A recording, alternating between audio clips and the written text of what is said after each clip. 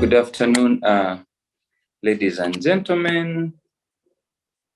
I am Martin Musiime, moderating this conversation on the new curriculum for the lower secondary schools in Uganda.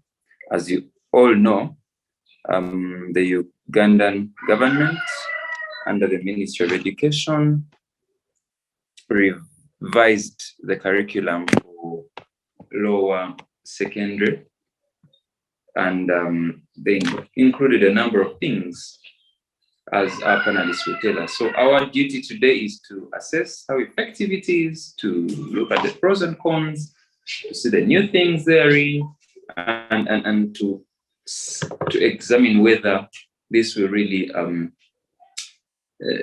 propel the education sector in Uganda forward, and also improve on the quality of students and the quality of school products.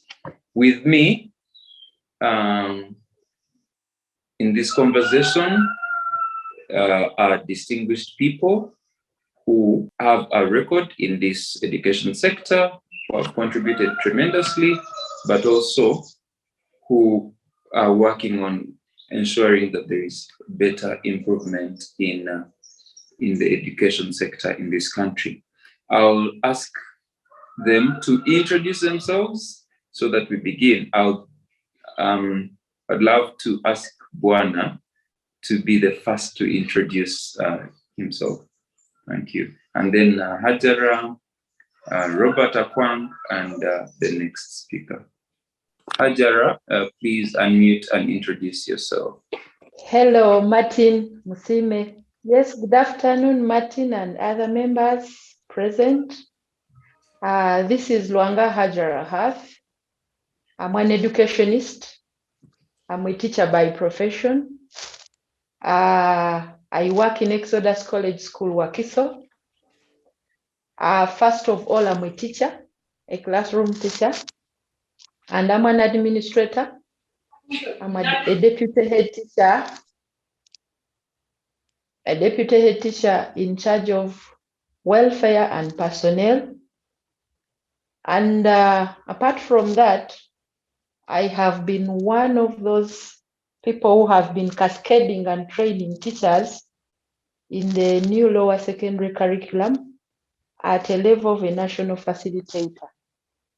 So when we were being trained, we started as a pyramid. We were trained by lead facilitators, and below them we come national facilitators who went on and trained the master trainers. And we have been working with the master trainers to train teachers about the nitty-gritties of the revised lower secondary curriculum. This was begun by NCDC. We underwent training in 2019, and as well, actually it was 2018. We started training teachers in 2019. And as we began to implement the new curriculum, we were hit by the pandemic, that is COVID. That is when the senior ones had just joined our school, around 2 weeks. And this was kind of a setback. But here we are, schools opened, and we are there. We have senior twos following the government policy of automatic promotion of learners after sitting home for 2 years.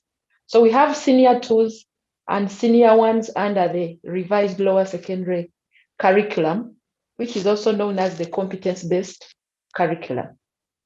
I thank you. Thank you very much, Hajara, for introducing yourself. I've liked your introduction where you emphasize that you're a classroom teacher. Yeah, teachers are very proud of their profession. Let us have Robert now introduce himself. Robert, you're also a trainer.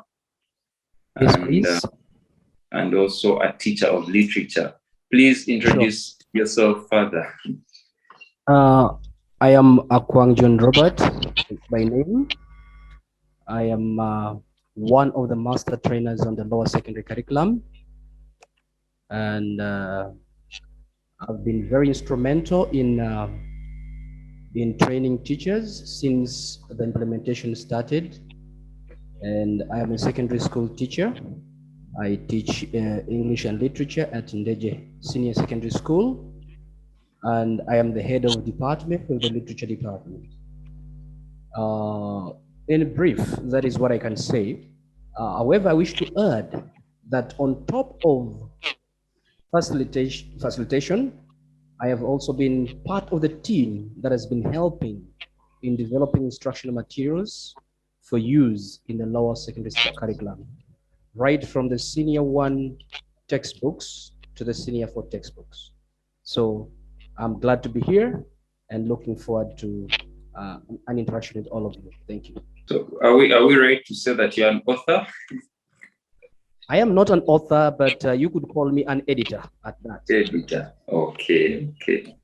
Yes, thank you very much, Robert. Let us have Bwana Daniel. Bwana Daniel, are you there now?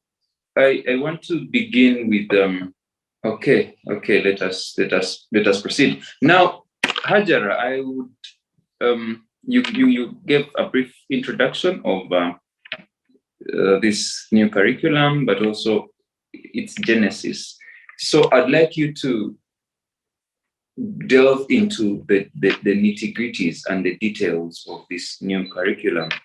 First, what is it?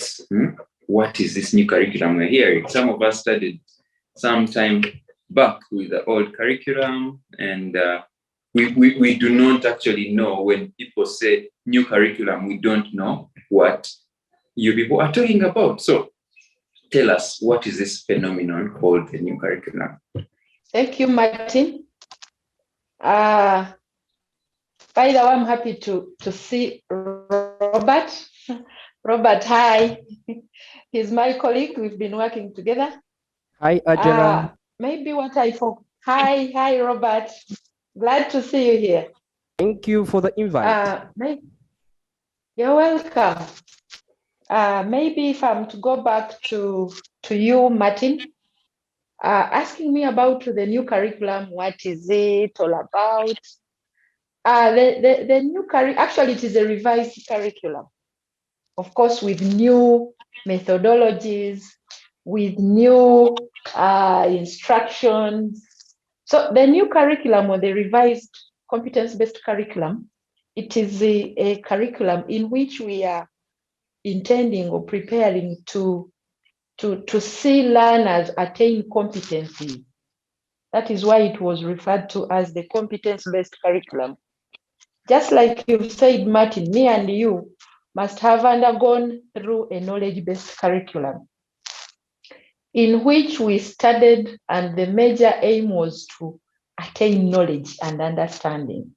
Now, this competence-based curriculum goes further, that for the learner to, first of all, attain the knowledge, acquire skills that will enable him or her actually compete in this 21st century world.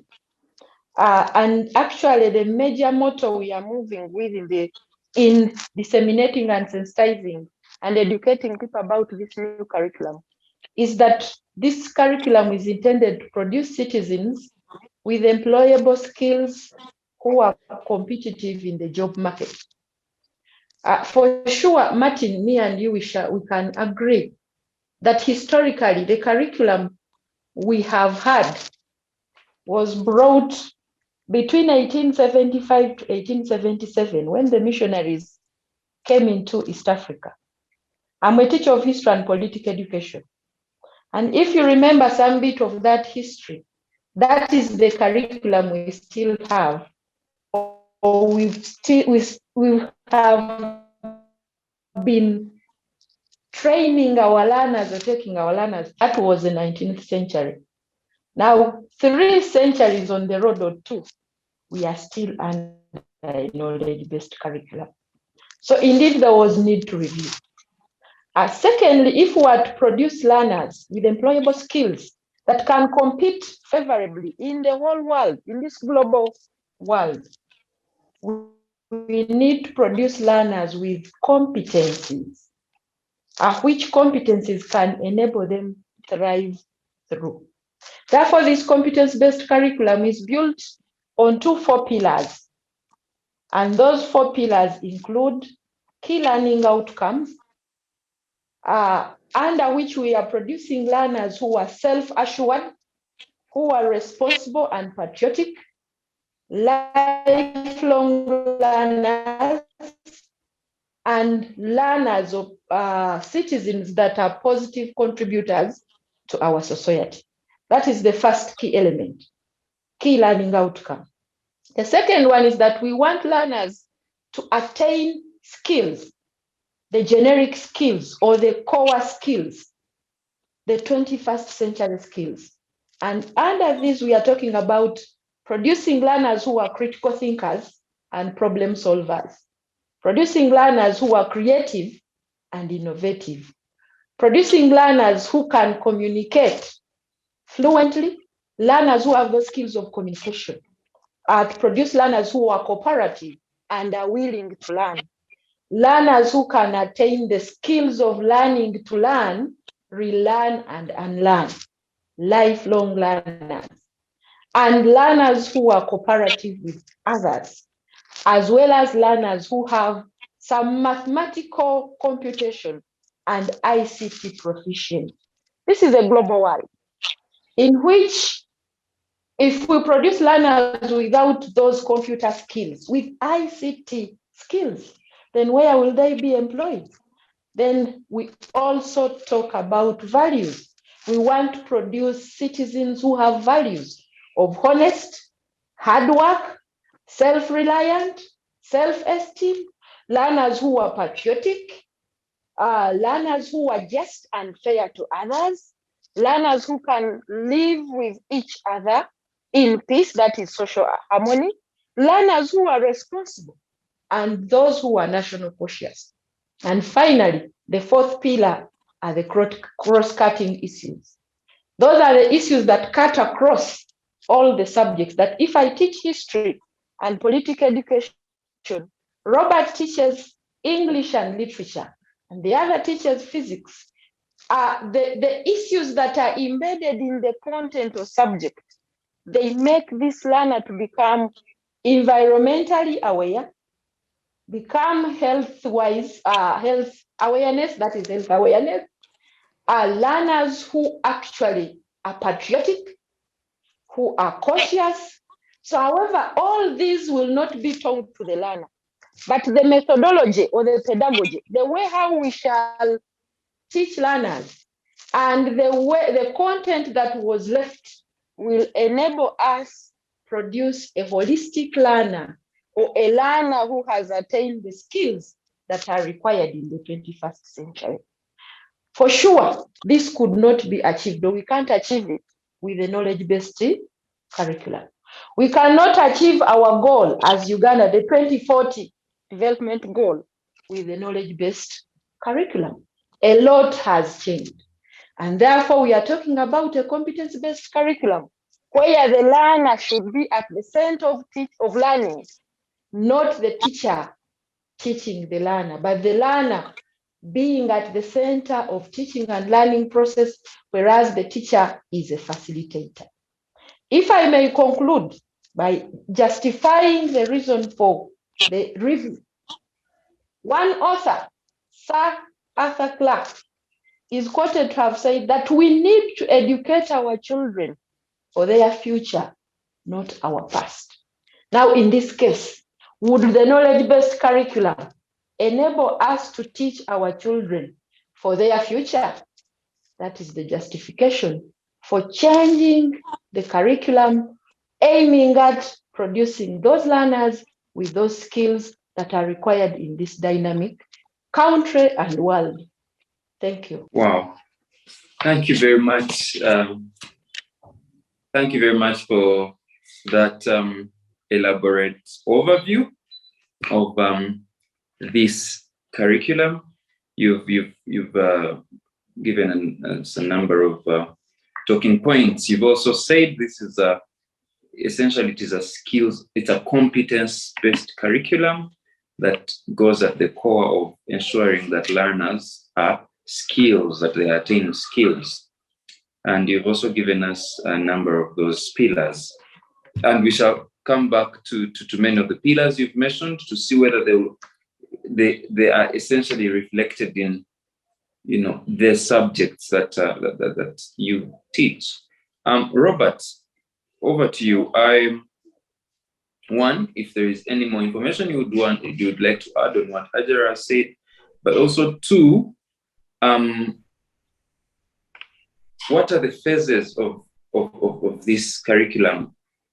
First, from which level, you know, to which level, which learners are going to be apply this curriculum, to what level, and is there a possibility of the curriculum of, let's say, other levels, like higher levels? Is there a possibility of them changing? So I want you to break down some of those for us, you know, first adding to what Hajara said, but then also giving us, you know, the phases. From what level are they, you know, is this new curriculum going to be or being effected? And also, thirdly, okay, you first answer those, then I'll ask a follow-up question on that. Thank you, moderator. Thank you so much. My colleague Hajara has really given us a wealth of information. I would like to start with a point of reflection. For example, quoting Thomas Henrik, is an education consultant.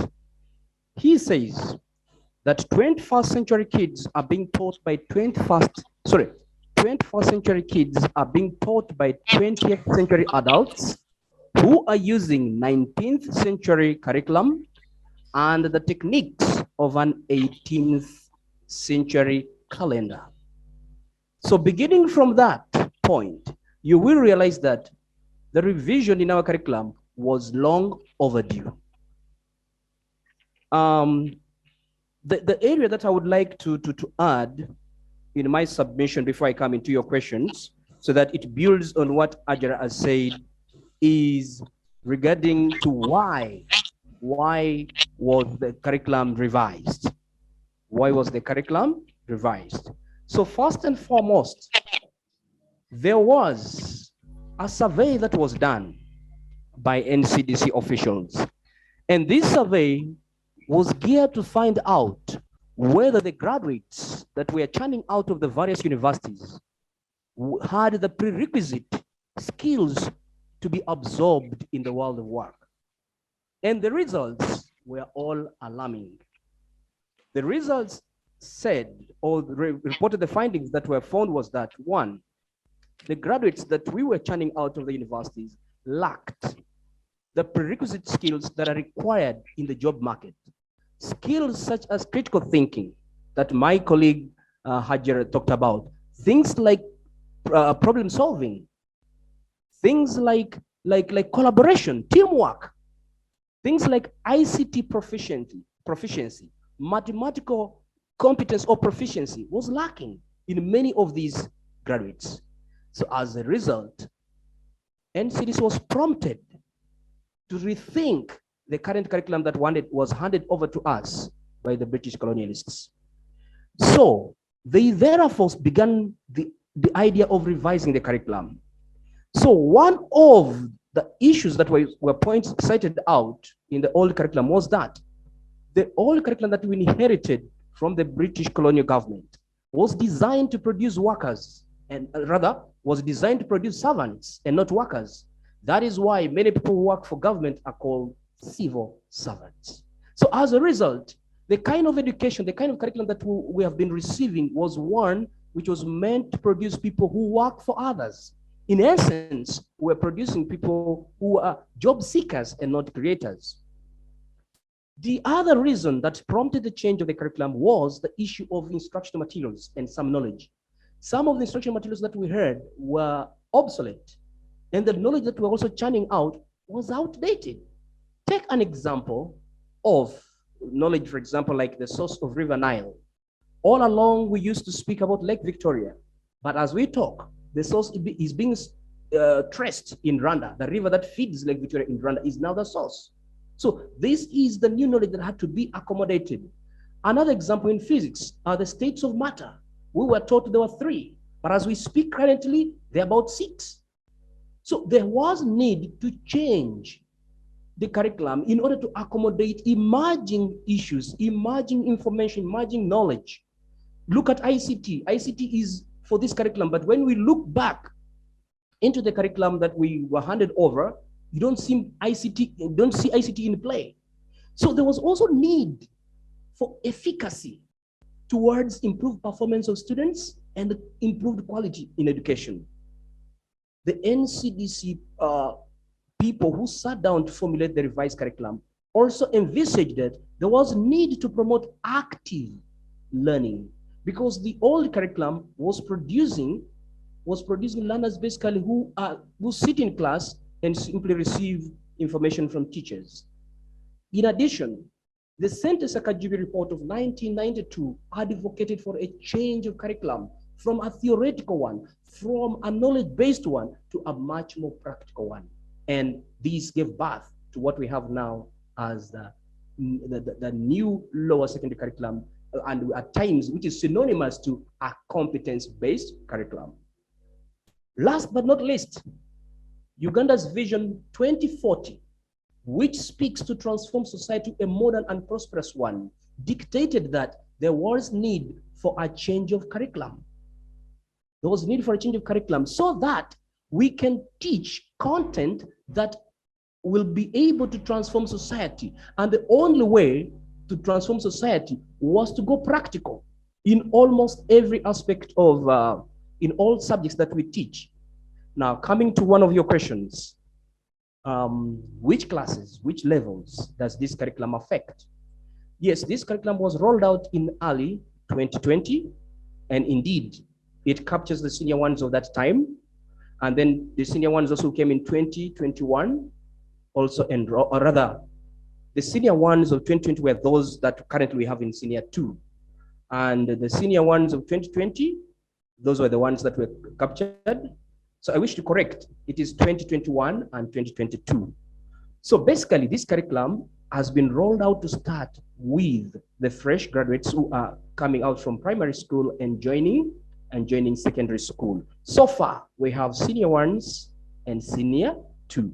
About the other levels, senior 3 and 4, 5, and 6, they will fade away with the old curriculum. But however, I wish to give a disclaimer that there is some beauty about the new lower secondary curriculum. And that beauty is, I derive it from the part of DIT, which is Directorate of Industrial Training. DIT is also coming through a modular form to assess learners, especially on vocational subjects, The idea here is that when learners, for example, those who wish to take on things like performing arts, which we used to call music, dance, and drama, food and nutrition, food technology, they can apply to DIT to be assessed in these practical subjects. And this is done towards the end of senior 3. So a learner who takes on to do the UNEB kind of examination and may wish to take on the DIT version can emerge with 2 certificates at the end. So what I wish to say that DIT is very open. The students that are currently in senior 3 and 4, I want to think that if they wish to be also tested on the practical subjects, they too can apply. That was what I'm thinking, because for DIT it's very flexible. For them, they can also apply. I don't know which other question, Alex, could you repeat the other questions that you raised? I think you've actually answered in regard to the phases and when it begins. Yeah. All right. So my other question was there a pilot done on this curriculum? Oh, sure. There was a pilot study done in 2019 before master trainers were trained in 2020. And which schools were those? Was it which schools you could, if you could tell us maybe, if that they did it within this area, let's say northern Uganda, and they found them relevant, and the students appreciated it? I'm not privy to that information. Maybe my colleague Hajara, if she has information. But what I recall, we were informed that there was a pilot study that was done. Yeah. Okay. Now you mentioned DIT, which interested me, quite much. Yep. So we have the original traditional UNEB, where it's you go through UNEB, wait and sit for exams. Now, yes. By DIT, you mean students have an opportunity now to be examined on industrial, how can I call it? Industrial knowledge or industrial skills, even before they sit for even before they sit for UNEB. Oh, sure, yes. And where does that leave the UNEB system? Don't you think some students will opt to say, oh, well, sure, this is enough, I can stop here, or it's not possible? Well, what I want to clarify is that the UNEB system, first and foremost, is compulsory. The DIT is optional. And then secondly, to answer your question, what if a student, for example, he does his UNEB and then does the DIT and decides to pursue a career following the DIT line? There is no problem whatsoever, because DIT has everything in plan. That, for example, the first module of assessment the learner will do will place the learner at a certain level of performance in the various vocational subjects. It will place them. Then later, if a learner wishes to continue onto another module, DIT will still prepare another module assessment, which will help this learner to progress to another level. For example, you can have a basic level, you can have maybe an advanced level, and so on. And these all will be equated to UNEB certification. And we were told also that one can go even up to PhD using the DIT line. Now, if a learner decides to not pursue the UNEB version of assessment, there is no problem whatsoever, because all we are looking at is to be able to solve problems in our society. Education becomes meaningful if we use it to address societal problems. So if a learner is able to pursue a vocational or practical subject, for that matter, and uses it, one, to earn a living, two, to be able to address a societal problem, then, that's the true essence of education. That's my submission. Oh, thank you very much for this elaborate explanation. Hajara, going back to you, you are, of course, you're a teacher. In as much as you're a trainer and an administrator, you are a teacher who goes to class every day, or regularly or frequently. And also, yes, you interface with students, obviously. So, one, are you yourself using this new curriculum to teach? That is, if you teach the lower secondary, classes. And two, what is the appreciation of students? How are students appreciating this? How are they integrating into this new curriculum? What are the, so far, your positives in this? Are learners being more attentive? Are they being more involved? Is it creating more synergies between the learners and the teachers, and also, making them appreciate the material and, the various disciplines? So please address us on that. Thank you. Thank you, Martin. As a teacher myself, yes, I'm proud of going to class.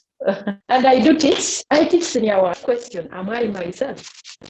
proud of this competence, helping us to dig out the potentials in these learners. We have all along covered. We have all along not allowed them to show us. Maybe to briefly go back to what Robert said. First of all, like I told you, the methodology changed. It's learners who are the center of learning. We, the teachers, are facilitators. And how are we facilitating learning? Assessment begins from the time the learner goes to school. Facilitator is to assess, I told you, and values of behavior change. So that is my role. Yes, I will guide them in whatever they are doing in class. But remember that even the sitting arrangement changes, first of all. It's not this traditional one where the teacher, the alpha and omega of knowledge, comes in front of class, then writes a topic, then starts from there, asks learners whether they've understood or not. No. Now, in this case, learners' sitting arrangement changed. Learners sit either in groups or pairs. Learners are participating with each other. They are tasked to do some activities in different lessons. Now, this is the methodology of teaching. This is how it is. They are tasked to go to the libraries, search, they share, they present, share their experiences if they are related to what they are supposed to study. These learners are engaged in role play, in skits that are related to what they study. They do debates. Then another ingredient that was added, or that is in this curriculum, is competence-based, project-based learning. Learners are engaged, they're supposed to do projects. And this is compulsory to all the subjects the learners are doing. Be it English language, be it literature, be it physical education, be it Kiswahili, be it mathematics, learners are supposed to be engaged in projects. However, they are supposed to be engaged in simpler projects. We call them simple routine and simple non-routine. This is because these projects are going to contribute 10% of the end of cycle UNEB exams. So it is quite interesting to see these learners bring out ideas, especially when they are engaged in projects. It's quite interesting to see these learners debating. Actually, we have started to see them showing these skills, the generic skills. They can communicate. We have learners who are confident, who can express themselves. We have learners who can go and research. We are seeing learners as early as senior 2, senior 1. They can go to the computer lab and do something. So it is really interesting. I'm appreciating it. At first, when we began, we didn't have instructional materials. We did not have books. But I'm so happy that Ministry of Education, actually the government of Uganda, through Ministry of Education and Sports, as well as National Curriculum Development Center and the publishing houses, they have already given us instructional materials in the names of textbooks. That is students' book or learners' books and teacher's guide. Remember, the difference between this curriculum is that every learner should have a book. Much as the numbers are still few, but a number of publishing houses are giving us textbooks. So indeed, this is an interesting curriculum that if all of us embraces it, and if all the stakeholders support each other in this regard, I'm telling you, even these learners are so proud of it. At first, when we were being trained, they told us at NCDC, we were told that we are not supposed to dictate notes to learners. We are not supposed to give them notes. Learners should create their own notes. And we could not believe that this can work. But I want to tell you, learners are writing good notes. The role of the teacher is to assess these learners formatively in class, follow up these learners. follow them what they do, observe their conversations or discussions, talk with them, converse with them. Then at the end of it all, either in the name of notes written, either in the form of something they have come up with, and this formative assessment is continuing from lesson to lesson as we capture what they have achieved, as we capture their behavior change. And this is going to help us to describe or to enable this learner attain the skills that are required. This is really interesting, I want to tell you. And if teachers can embrace it, I'm very convinced that it is going to take us places. That is my submission for now. Thank you very much, Hajara. But before you go, of course, I'm going to ask you, you are an administrator, you lead your fellow teachers. You'll also paint a picture of how the teachers are appreciating this entire new curriculum. Those days we used to have tired teachers. At the end of the day, a teacher is very tired. He has been in stream A, P6 stream, okay, this is secondary. He was in senior 1A at 10, at 11, he's in senior 1B, at in the afternoon at 2, the teacher is in senior 2, East, then shortly an hour. So the entire time a teacher is busy. So I'm wondering if the new system has put the load off teachers, and also whether the teachers are appreciating it and being more motivated. But before you go there, I'd like to read a paper that was something from a paper that was presented by Prosper Mubangizi. He's an educationist, a policy analyst, and a youth inclusion expert. He was hailing this new curriculum, and he was saying that it is in principle, the new lower secondary school curriculum meets the basics of competence-based curriculum as it is learner-centered, like you said, and adaptive to the changing needs of students, teachers, and society.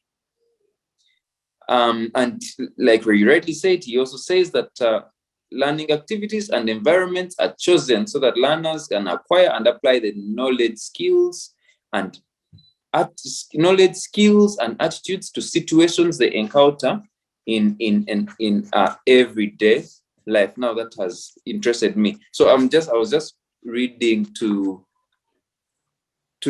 say indeed other people are agreeing with you, people who are training and agreeing with this new curriculum. So please tell us about the attitudes of the teachers and how they are appreciating this. Yes. Thank you, Martin. In the first trainings we held, of course, generally this is all about change. So many of us do not easily adapt to change, even if it wasn't in the teaching. When something comes, something new, we find hardships changing. I want to tell you, at first, the most teachers were, we categorize the stages. At first, they were at rejection stage. And those are the teachers who were saying it will not work. At one time, I went in some government school to train around the city here, to train the teachers of history and political education. And there are two teachers who put their heads on table and did not want to listen to me. Similarly, this is what happened in my school. Now, the rejection stage, I want to tell you, teachers moved away from rejection to denial. Most of them are some of them are still there. By the way, Martin, we've just come back from training. We were training in Central Region, and we are emphasizing assessment in the competence-based curriculum. The previous week, we were in Eastern Region. We were in Central, and next week, some of my colleagues, that is under NCDC and Ministry, will be going to the Western Region, to the West, emphasizing assessment. I want to tell you the attitude of teachers generally before I come to my school has changed. You know, they were biased. They were saying this can't work. Remember, this is a curriculum that the knowledge-based curriculum has been here for long, for centuries. So at this time, I want to tell you we are in acceptance stage. The schools and teachers are accepting that this is the way to go. You see, at times we are biased because we are not informed.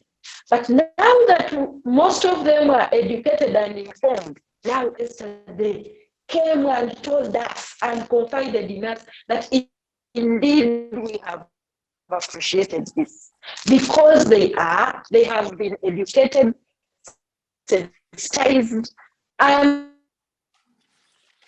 however, there is where most teachers used to say, what of some of the teachers who part-time? You know, we have teachers who we call TV in different schools.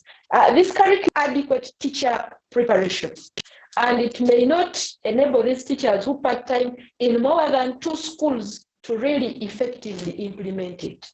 So this means that some of those who feel, especially those who have been part-timing, they feel it is going to disadvantage them. However, with the acquisition of knowledge and understanding on the pedagogy, the method of instruction, assessment, the truth is they did not bring in very new subjects, apart from Kiswahili and physical education. These subjects are, some of them are the ones that we had, except that they removed a few content. So me who studied history and political education at the university, I can't really go to class and teach because most of the content has not, actually some useless content, the one referred to as useless, has been shelved, and the one that is required has been maintained. So what they wanted most was the methodology, the nitty-gritties, how to assess, how to facilitate, how to record learner achievement. Are we still recording percentages and positioning learners? What should we do in projects? And this is what we are doing. We are cascading, we are in training a number of teachers to make sure that they know what we are doing. Then going back to my school, of course they were biased. But with time, we have done continuous trainings. Even last time we had one, a capacity building workshop, and we shall continue doing teacher support at school. And I hope even other schools have done the same. And I know NCDC and Ministry of Education will also continue doing the same to change the attitude of teachers. And when they change the attitude of teachers and they enlighten parents about the requirements of this curriculum, I want to assure you we shall succeed and achieve the best. Thank you. Thank you very much, Hajara. And it's actually, yes, teachers are still, whereas, this, like you rightly said, whereas this curriculum is student-based, teachers are still at the center, and you said, continuous trainings are done. Teachers, to equip teachers with the skills to handle it. And it's interesting how you highlighted the levels of change, rejection, denial, hostility. And then we, at least it's good that we are at that final stage of acceptance. Now this goes to Robert. Robert, in this conversation, we are all free to keep on adding to what another said, or to make an addition, a subtraction, because it's a conversation, we should feel free. Now, Robert, I would like you to give us some of the examples of the modules that have incredibly changed, have been modified, and modified in the sense of making them applicable to the day-to-day life of people, to solve the daily problems of people. Because in your earlier submission, you said that this curriculum is supposed to make students be that innovative and to enable students solve societal needs. So if you could give us some of the examples of some of those modules that have, been modified to address, the daily, day-to-day challenges we have in this country. And the second question would be on coloniality. Many people have noted, and also Prosper Mubangizi notes in his paper. Prosper wrote this paper on, it's titled Uganda's New Lower Secondary School Curriculum, Moving Towards a Competent and Quality Education System. It was a policy brief he presented. We note that many of us studied under the colonial kind of system. You people noted that, and indeed it's you who gave us a quote of that writer who said, you cannot address today's needs with solutions of the 18th century and the 19th century. So how is the system breaking the colonial yokes, the colonial kind of systems that were essentially not really favorable for the African child, not favorable for our domestic kind of education and our domestic systems? How is this new curriculum breaking that colonial yoke? Over to you. Thank you, Martin, for that question. I would like to start with some changes that were implemented that break away from the colonial yoke. First and foremost, let me pick an example in English language, for example. In English language, you'll realize that the developers of the new curriculum, and especially on the syllabus content, decided to pick on particular areas of English language that are very useful in the day-to-day living of a person, of an individual. An example is a topic on the order of adjectives.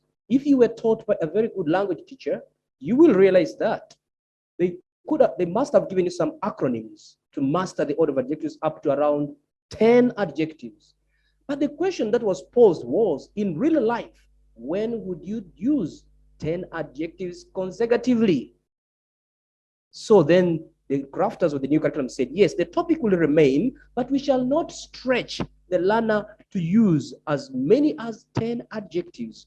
3 are adequate for effective communication. That is just one area in English language. Let me go to history. In history, there is a very big, a wide topic on the migrations, the Luo migration, the Bantu migration, I don't know what migration and all that. That topic has remained. However, they have removed the study of us studying the migrations of old and made it relevant by putting a component of why Ugandans go to China, for example, Ugandans go to Saudi Arabia, because they do. So that is how content has been made relevant. In addition, let's go to geography, for example. You will see that the element of studying more about the outside has been reduced and priority has been put such that we study more about our country and ourselves. Because why study, for example, the Canadian prairies as if you're going to solve a problem for the Canadians, yet you have Ugandan problems to address? Now, the other component that has helped to solve societal problems, to make education relevant, are 2 areas again I'm going to pick. There are really so many, but I'm going to pick 2 areas. One is the classroom activities that have been designed for these learners. The classroom activities have been designed in such a manner that, 1, they are relevant. They are familiar to learners' daily experiences across the country. So we sat and selected those experiences that are similar across the entire country. And it is from that activities were crafted. Let me take you again to another area that is breaking away from the colonial mentality, is something we call the activity of integration. The activity of integration is the end of chapter assessment that is given after a teacher has taught all the learning outcomes under a particular chapter. So it is given to assess all those using a case kind of study. So what a teacher who designs an active integration has to do is to look, to refer to the immediate society and see what the problem is and try to craft a scenario. He brings out a scenario that has a societal problem in it. And he crafts it in such a manner that learners will be required to stretch their thinking, to use critical thinking, to decipher, to find out what is hidden in this scenario. And then they'll be able to attempt a task that is given after that scenario. And one thing I need to tell you that most, if not all the tasks that are given for a runner to react to the scenario, to respond to the scenarios in all subjects, address societal problems, and they test key functional writing tasks. For example, writing essays, writing articles, writing memos, writing budgets, writing what else is there? Reports, writing speeches, writing minutes of a meeting. These are things that we encounter on a daily basis. And we are saying, no matter the subject, they all ought to test some or all of these things. Yes, they will focus on their particular area of content, but the learner will deliver content in a functional way that English normally tests. And this is where we are really breaking away from the colonial and making education very relevant. I hope I've answered your questions. Yes, it's you've actually really answered it elaborately. Of course, I'm going to add to ask another question, but I really appreciate that this, finally we have a curriculum that is not training clerks. Many people are saying, oh, the education system in Uganda was meant to train clerks. That's what the colonial system was doing, training people to be servants of others, as opposed to people owning up their destiny and crafting their solutions. So I must say this is a very positive curriculum, at least the way you're presenting it. I haven't interfaced with it per se, but at least from the reading and your presentation, it is something that that is commendable. Now, I would like to ask, you've talked about skills-based, competence-based, and in my view, this curriculum seems to involve students more, active. It involves, students to be active. But we are aware that students are not abled the same. We have a number of vulnerable groups, of people. We have children living with disabilities, and those others who are differently abled. We have a lot of absenteeism that is caused by, for example, sexual reproductive issues of girls. So how is this new system catering for such groups of learners? Oh, thank you, Martin.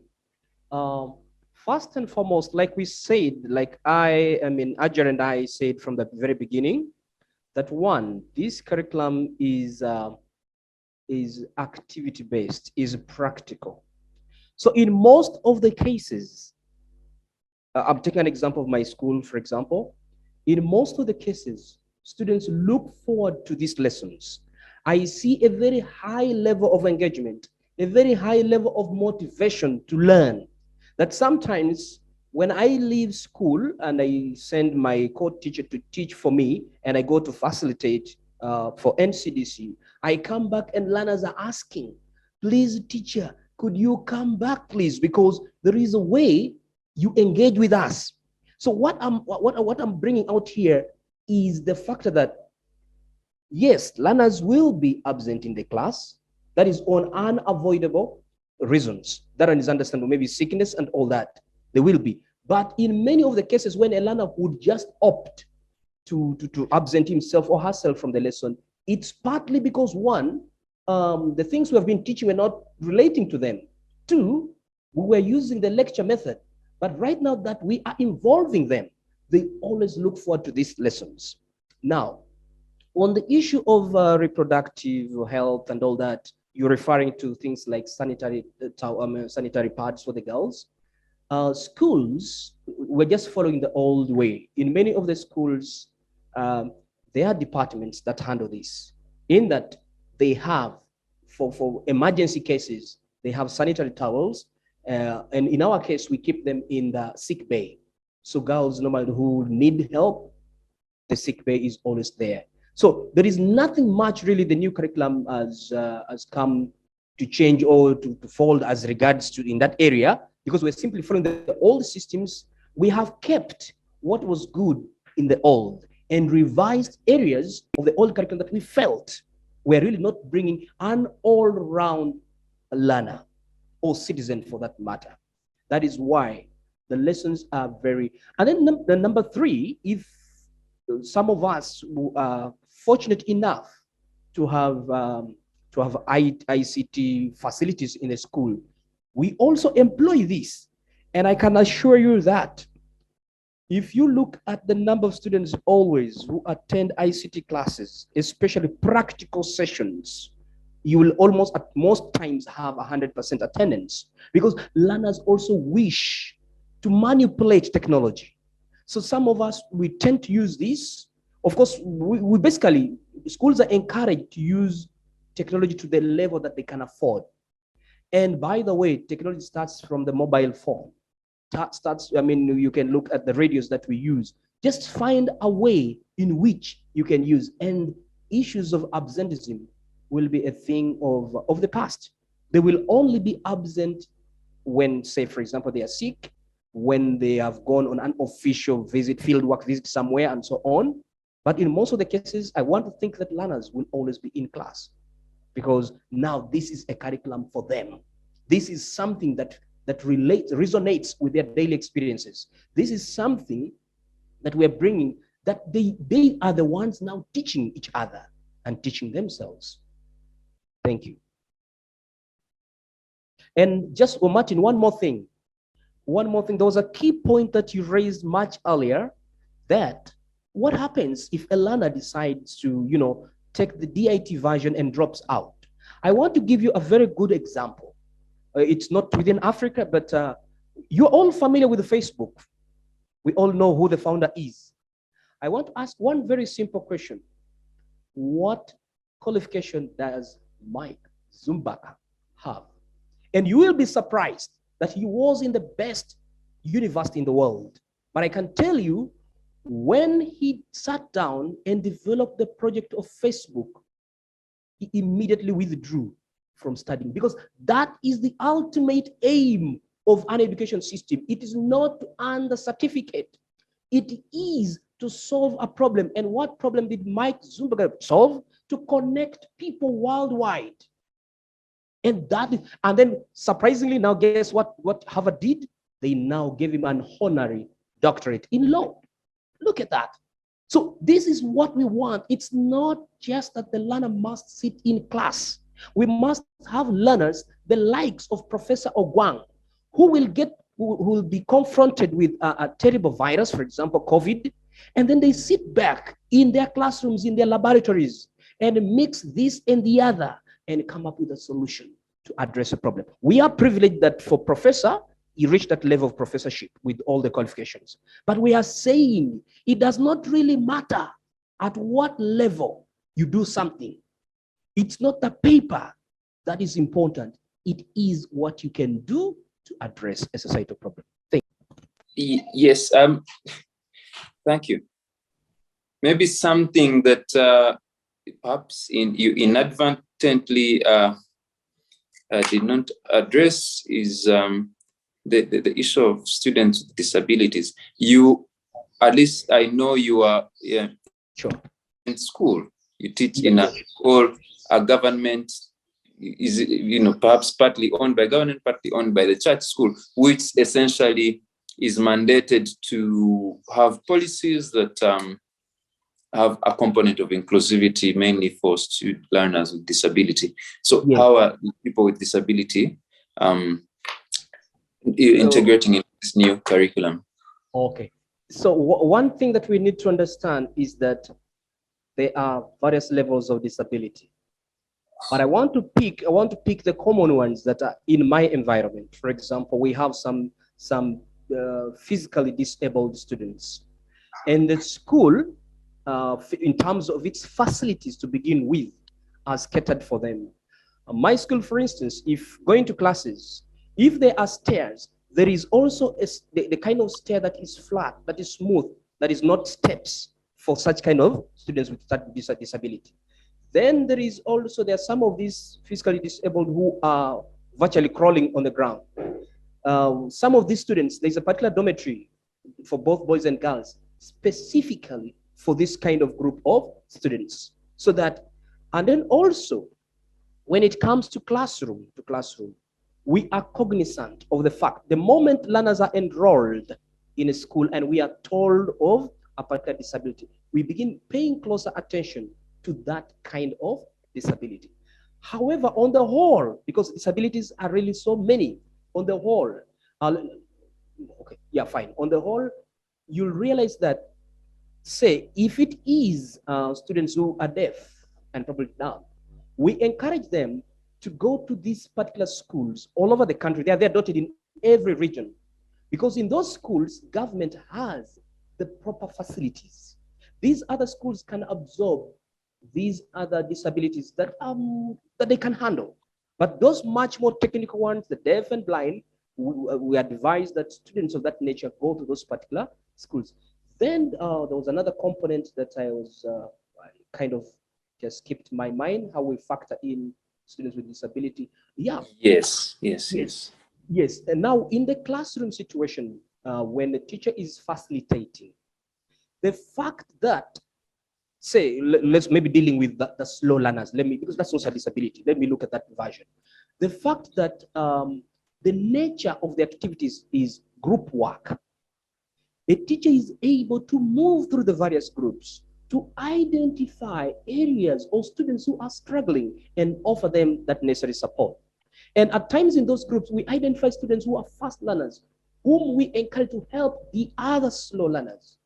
So, and then the group kind of work is changed. There are different kinds. We have group work of maybe 4, 5.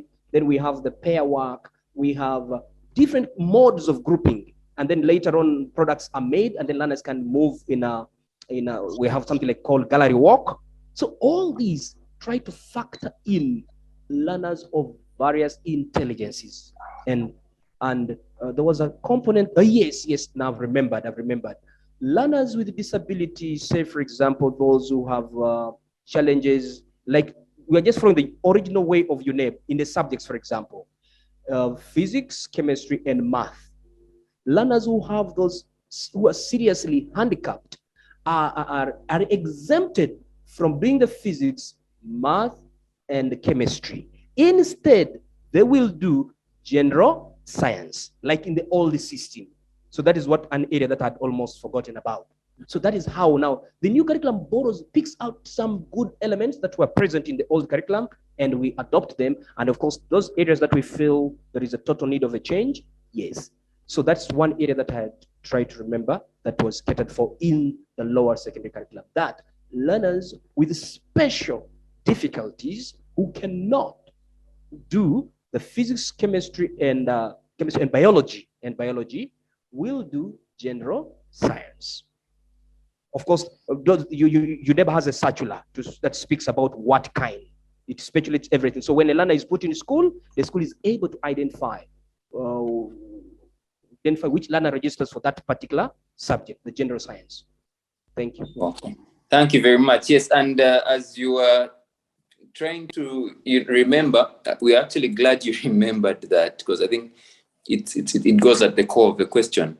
And while you are trying to, when you're presenting, and on that issue of general science, Hajara was at the same time also, giving us what it is. And she, yes, indeed, timely stated that it is general science, and luckily also remembered. So she said it was included to cater for special education needs. Sign language is also compulsory for those ones who have hearing impairments. Yeah. Now, Hajara, I am coming to you. Well, you, for example, are a teacher from a private school, and usually private schools in Central Region can afford things like integrating ICT, can afford even to have DIT because maybe students pay a little bit more here, but also we are near. Central schools have are near facilities, yes. So what about for rural schools? I think in the education language, you have something called hard to reach or far to reach. I think there is far to reach and hard to reach. And poor schools. How is this new system being implemented by those schools that are not fortunate enough to be in places where there are resources, but those schools that are in marginalized places, far places, that are in marginalized communities, poor communities, in indigenous communities, schools that are in places that don't even have power. So how is this going to work for them? How is integrating ICT? How is industrial kind of training and industrial subjects going to be implemented by those schools? How is it? You can tell us how the modalities of how the CDC and the ministry have rolled out to ensure that these learners are not left behind. Thank you, Martin. For starters, if I may take you back to DIT. By the way, according to this DIT, first of all schools should have a DIT center number. It's compulsory for all schools to have a DIT center number, whether government or private, much as the learners can choose not to sit for DIT exams, but it is compulsory. And this has to be, this has to be done, or it has to be applied for by the school. Then learners who intend to sit for DIT exams, they are supposed to pay a registration fee of 80,000 shillings.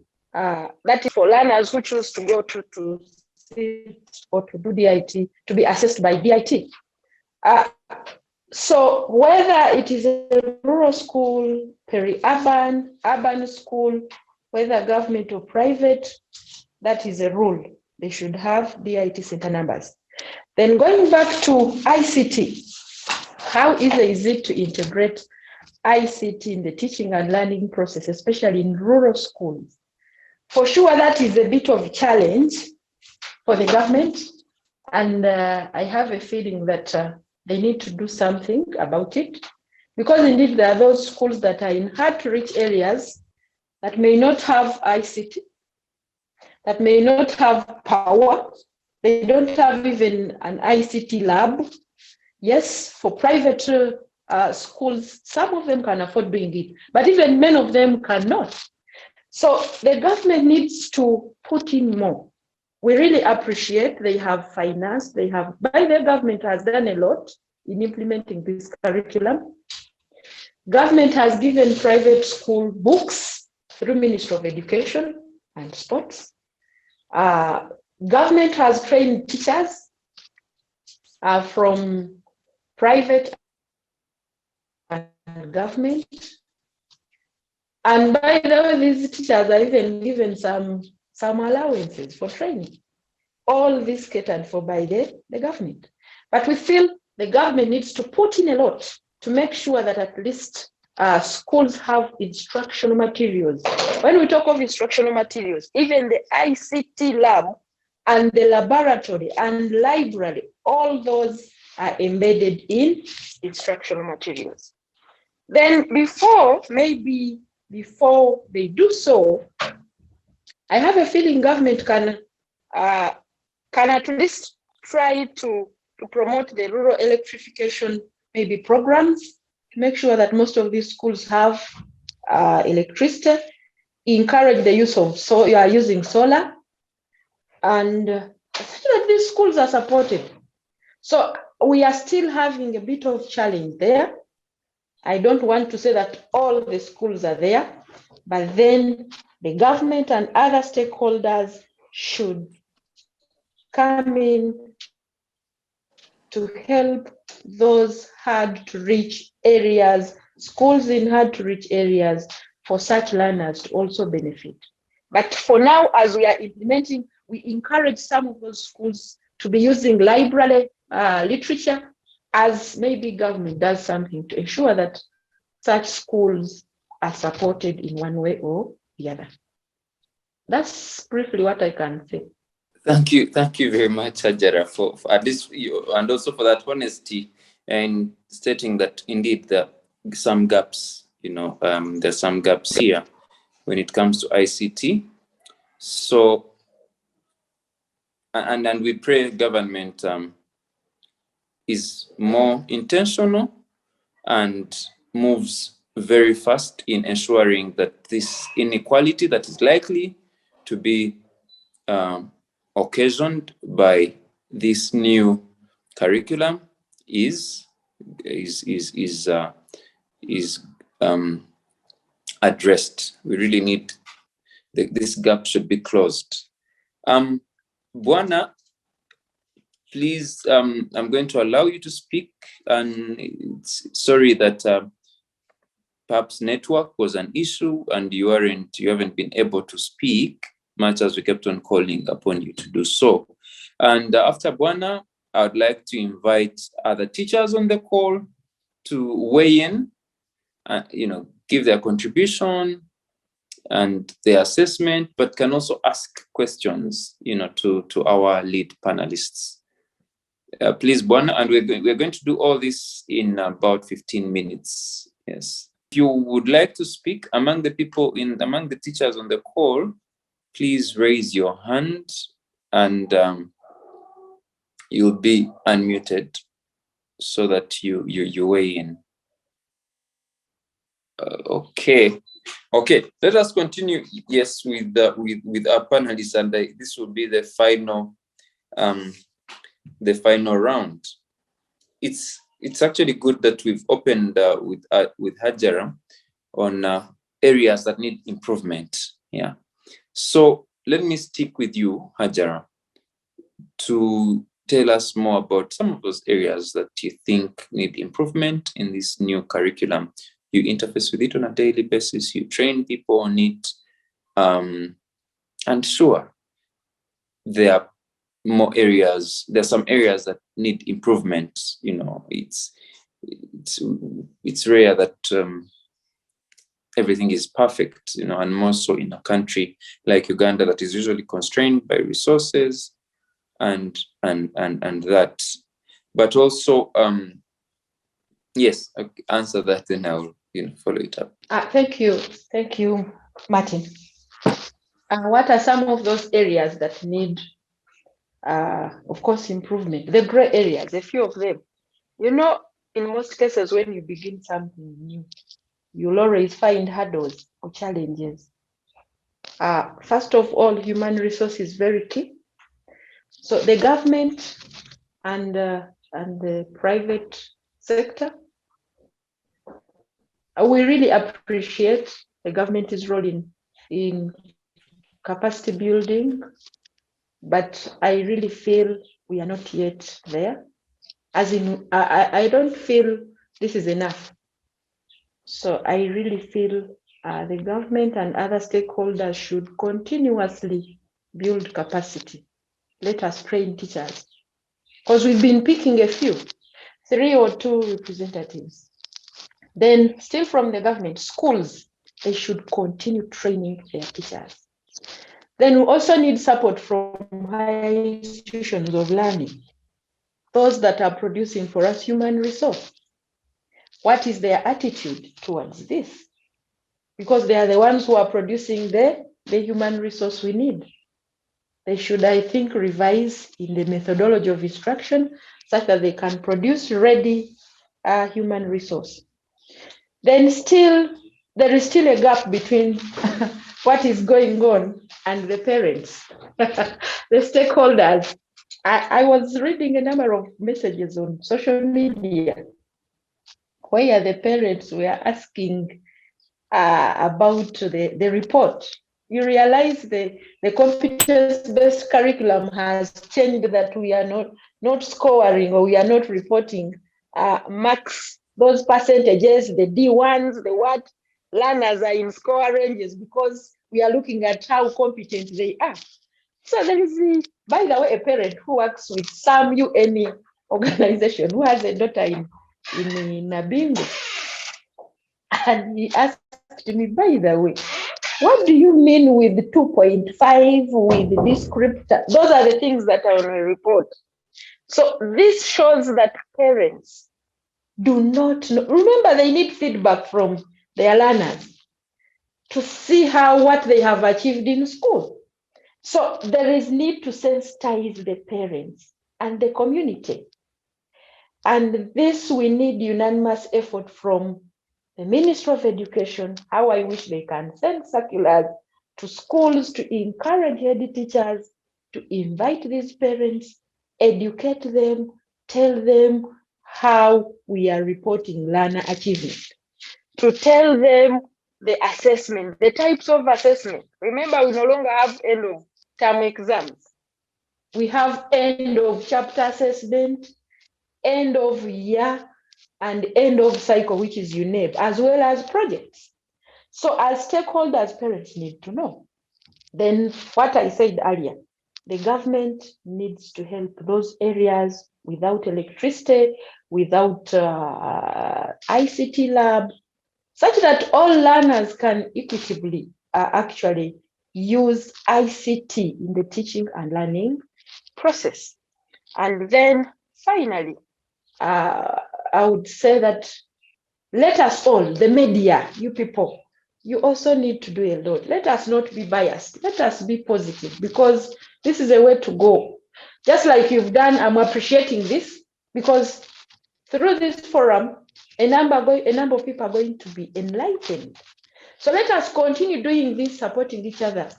And I have a feeling that with this rollout, gradually, we shall go there. And this will be the best for our children, for my son and daughter, for your son and daughter, for our sisters and brothers. And this is the way to go. Thank you. Thank you, Hajara, for that. I think those are also your closing remarks. Now let us have Robert.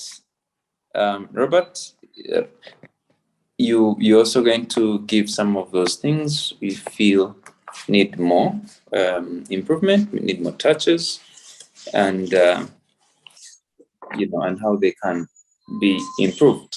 But before you come, I would love to read an excerpt from a report, and this is in regard to what Hajara was saying about the teacher as a human resource. This report is a report of harmonization of teacher education programs in Uganda. It is a 2014 report. And where specifically they said no country can have a better quality of education than the quality of its teachers, as teachers are molders of tomorrow's generation that should be prepared to live in a complex global world. So yes, Hajara, I agree with you indeed, and you are in consonance with the authors of this report in saying the human resource, the teachers need more. They have to be more skilled in this new curriculum, so that we are able to enhance their productivity, but also to get better products from this curriculum. Robert, please tell us your misgivings or some of things you think need improvement and how. Thank you, Martin. Let me just start with the very quote that you have begun from. I want first and foremost to appreciate the good that is being done with the teacher in the field, the teacher in the classroom. From 2000, NCDC has been organizing massive national training of some teachers to go and train others. And the trainings are happening in a cascade manner. And I wish that my colleagues, if they're here listening, should appreciate the fact that we are not privileged to have a lot of money so that everybody is called in one particular forum and is trained. So like what Hajara said from the very beginning, she said master trainers were trained, then master trainers along with NCDC officials came and trained, national trainers were trained by NCDC officials who joined hands and later trained master trainers who later also helped to train in various regional centers and in various local arrangements. And so I'm saying a lot has been done very well in terms of the teacher in the classroom, the teacher in the various schools. But there is one bigger problem, and that is the training of teachers in various universities and other institutions that are training teachers. In February this year, I got a call from students in Chambogo College, or rather Chambogo University. Over 200 needed to be educated on the new lower secondary curriculum. And these were teachers who were about to join the field. Now I'm wondering, a course at university takes 3 years, and these students are about to come to the field. As I talk, they probably must be out right now in the field and joining the world of work. But surprisingly, during our call, I was told, the gentleman again called me and said, you know what, we have invited someone from NCDC and they trained them for 2 days. I can tell you one thing for a fact, that some of us who trained right from 2000, I cannot tell you that we are adequately well versed. It's a learning process. So 2 days on a few hours is really not enough. So the gray area I want to have filled in the various teacher training institutions is that teachers in these colleges, be first and foremost, the very tutors or the lecturers ought to be trained in the new curriculum. Then later, through how they deliver content to the teacher trainees, they will also be able to learn. Because some of them have been asking, but how can I teach in the new lower secondary curriculum as a facilitator? Yet that's not how I was trained at college. So that's where I'm seeing one disconnect. Then of course, like you rightly say, like Hajara and you rightly said, is that there has to be constant training, and the training should be focused on some key areas, very vital areas. One, classroom delivery. Or let me start lesson preparation, from the scheme of work to the lesson plan. Then we go into lesson delivery. Then we go into the assessment bit. Then we go into the record making and then keeping. So I feel these are some of the areas that we need. Then also the issue of projects. So teachers need to constantly engage in various trainings to be able to understand this. Martin, allow me, I got these questions from a certain parent who wishes that we talk about some of these things. I'm going to be as fast as I can. The first question a parent wanted to know is, how are students taught in the lower secondary curriculum?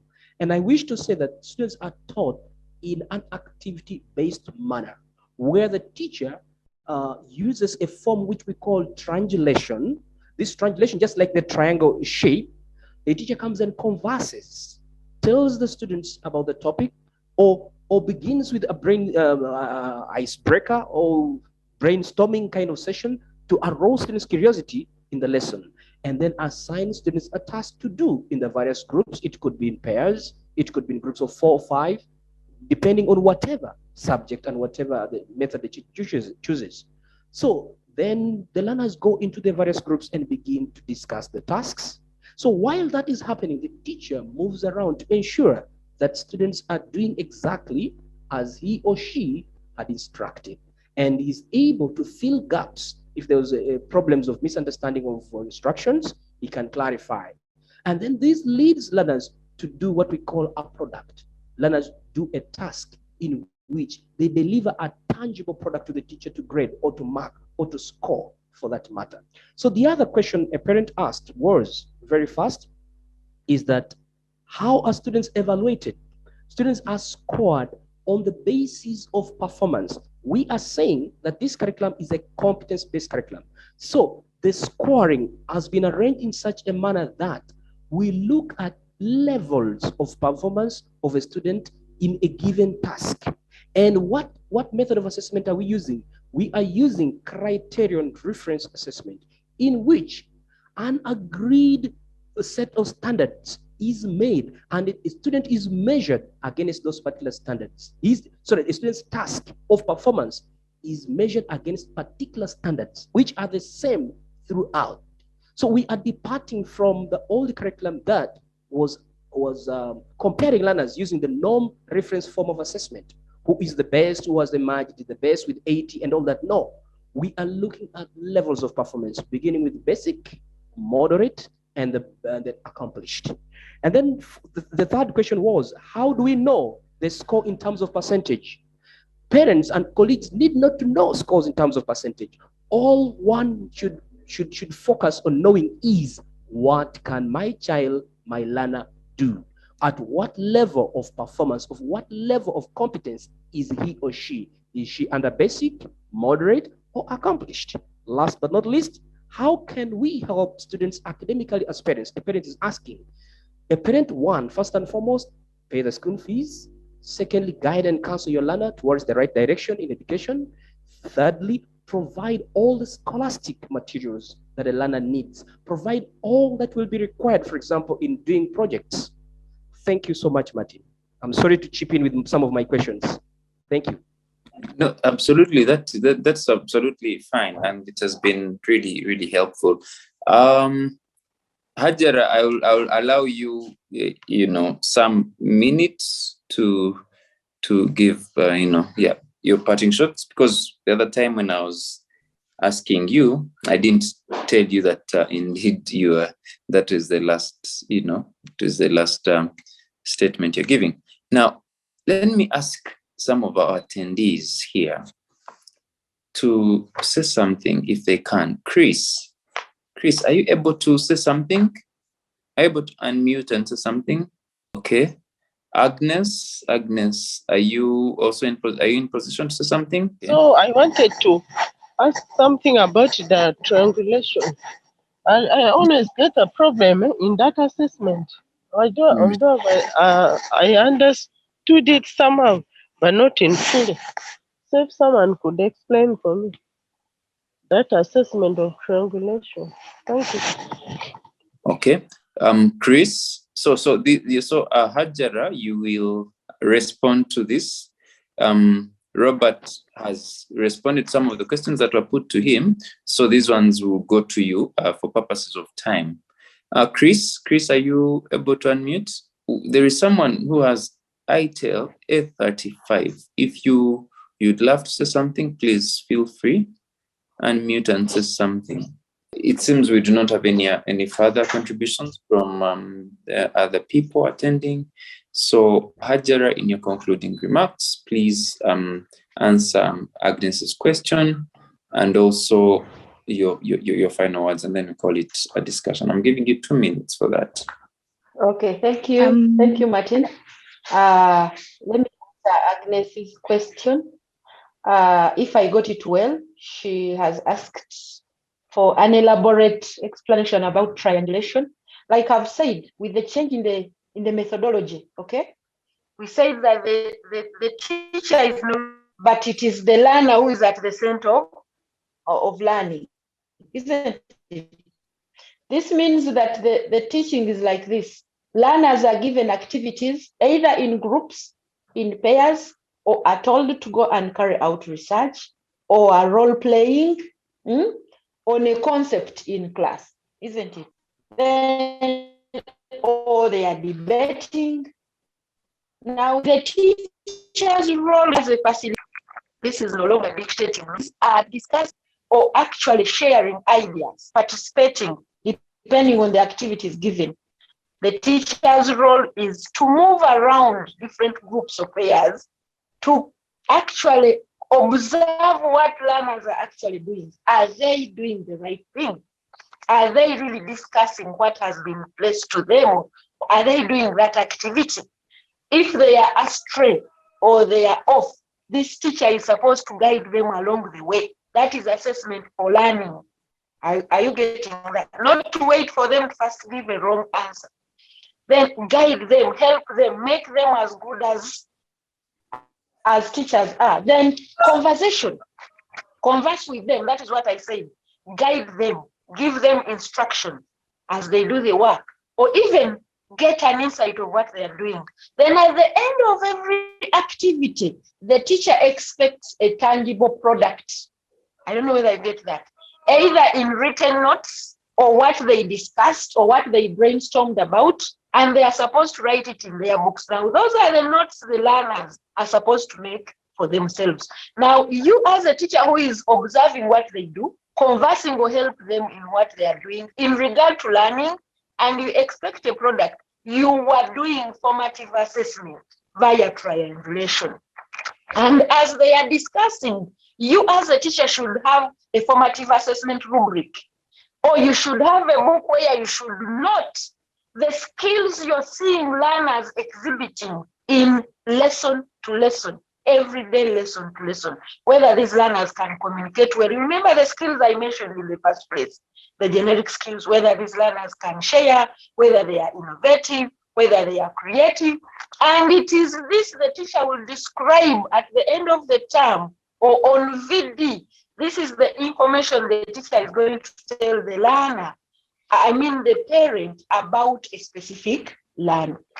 So what replaced us teachers teaching and calculating numbers on blackboard, as learners are discovering, explaining, discovering, explaining, analysis and applying in the lesson, the teacher is copying, conversing with them, observing what they are doing, and you need to expect or to see a product from what they do. Maybe finally, I would like to say that, first of all, I would like to thank you, Civic Space, for inviting me on this day and this discussion. It is really key, it is really important. I really urge all stakeholders to come and we support and embrace the change, because it has been long overdue for the good of our children, in order to produce learners who have skills that will enable them to favorably compete in this 21st century.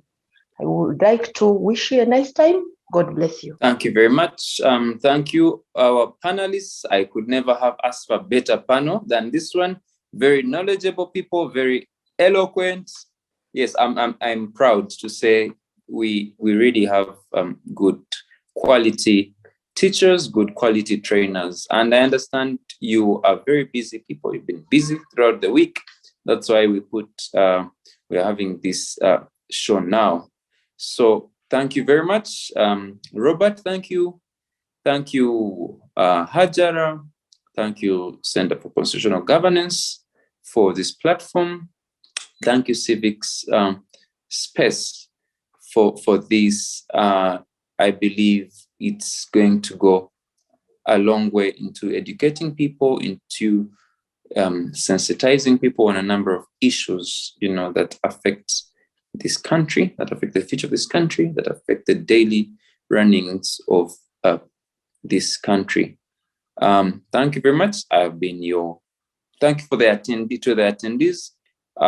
And from me, as the moderator, I call it a day and a discussion. Thank you very much, and may God bless you.